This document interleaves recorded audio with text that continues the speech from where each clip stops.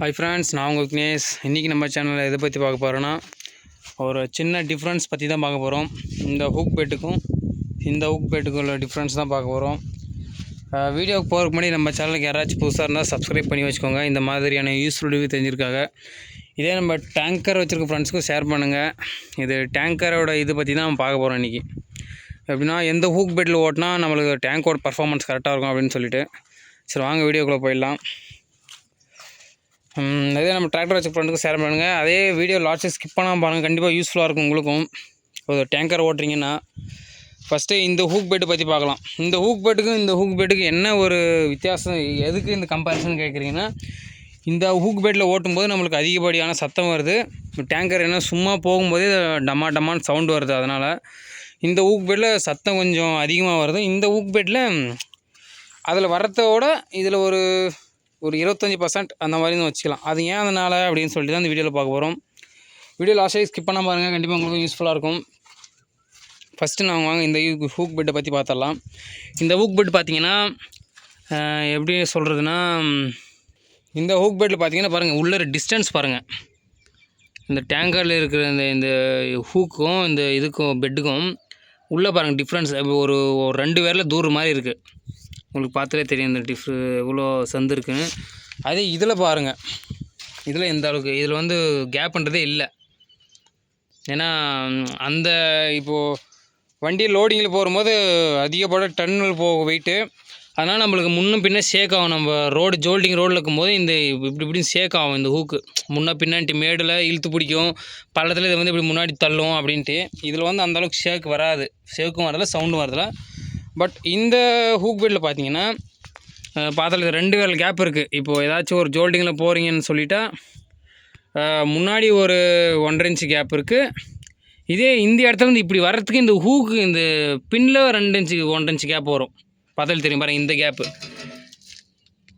இது எந்த அளவுக்கு இருக்குது பாருங்கள். இந்த கேப்பு, இந்த கேப்புனால தான் நம்மளுக்கு சவுண்டு வருது. அதுவும் கொஞ்சம் இதோடைய மெயின்டெனன்ஸும் கொஞ்சம் அதிகம் அப்படின்னு தான் சொல்ல முடியும். எப்படின்னா, இது ஒரு குறிப்பிட்ட நாளுக்கு அப்புறம் இதை வேலை செய்கிற மாதிரி வருது. ஏன்னா இதே நம்ம ட்ராலி டேங்கரு அந்த மாதிரி மாற்றி மாற்றி போடும்போது இந்த ராடு எடுக்க ஆகிறதில்ல.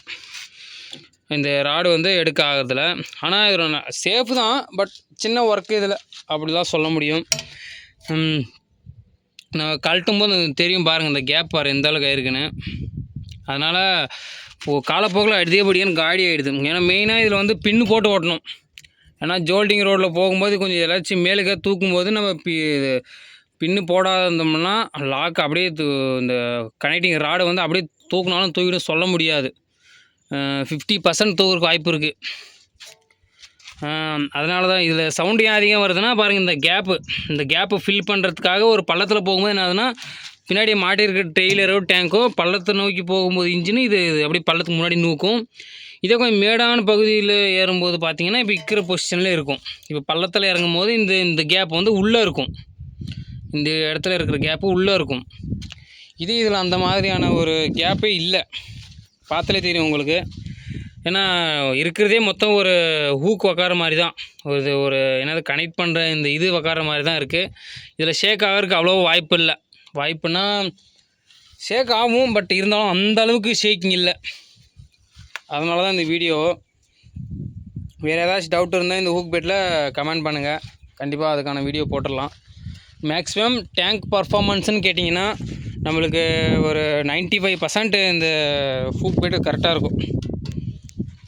ஏன்னா இந்த ஹூக் பெட்டும் கரெக்டாக இருக்கும், பட் சவுண்டு அதிகப்படியான சவுண்டு ஜோல்டிங் ரோடு வரும்போது அதிகமான சவுண்டு. ஏன்னா நம்ம டேங்கர் தான் ஓட்டுறது, நம்ம டேங்கர் மட்டும்தான் ஓட்டுறது.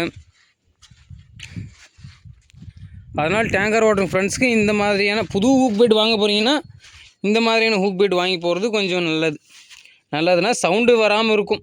அதனால் இந்த மாதிரியான ஹூக் பெட் வாங்கி போட்டிங்கன்னா கொஞ்சம் நல்லா பர்ஃபார்மன்ஸ் இருக்கும். சவுண்டு அதிகமான சவுண்டு வராது. இந்த ஜோல்டிங் ரோடில் நைட் டைமில் வரும்போது தடதானும் அந்த மாதிரியான சவுண்டு இதில் வராது. ஏன்னா உங்களுக்கு ரன்னிங்கில் காட்டும் ஒரு நாளைக்கு இந்த ஹூக் பெட்டுக்கும். வீடியோ வேணுன்னா கமெண்ட் பண்ணுங்கள், கண்டிப்பாக அதுக்கான வீடியோ எடுத்து போடலாம். ஆனால் இந்த போகும்போது வீடியோ எடுக்கிறது ரொம்ப கஷ்டம், பட் இருந்தாலும் நீங்கள் கமெண்ட் பண்ணிங்கன்னா எடுத்து போடுறோம். ஆனால் இந்த ஹூக் பெட்டோட கொஞ்சம் மெயின்டெனன்ஸ் கொஞ்சம் அதிகம்னு தான் சொல்ல முடியும், அதை கம்பேர் பண்ணும்போது. ஏன்னா இது நிறைய கொஞ்சம் வேலை செய்கிற மாதிரி இருக்கும். கண்டிப்பாக இந்த ஹூக் பெட் யூஸ் பண்ணுறவங்களுக்கு கண்டிப்பாக தெரியும். சரி ஓகே ஃப்ரெண்ட்ஸ், அடுத்த ஒரு நல்ல வீடியோவில் பார்க்கலாம். தேங்க்யூ.